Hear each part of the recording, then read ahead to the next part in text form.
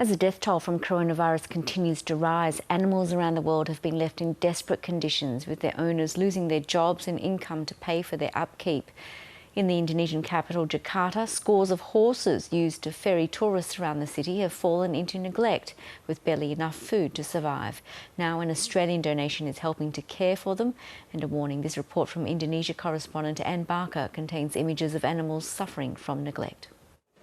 52-year-old Sutomo is part of an Indonesian tradition that began more than a century ago.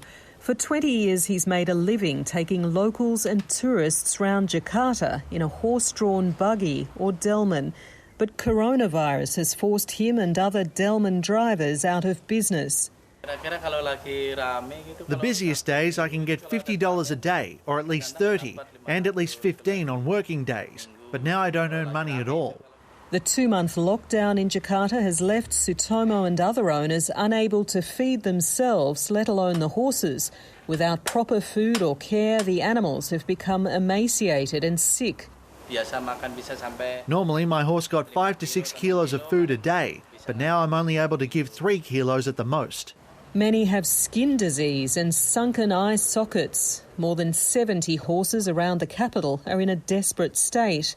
With nowhere else to go, the Delman owners are living alongside some of the horses under this bridge, struggling to care for them.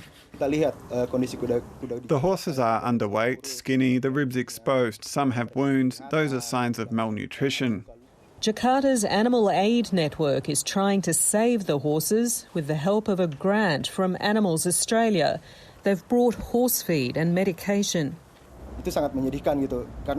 We desperately want to help them, save them before they end up in a slaughtering house. They're a far cry from the iconic beasts that have been part of Jakarta's history since Dutch colonial times. And if the pandemic worsens, it could be the end of an era. Anne Barker, ABC News.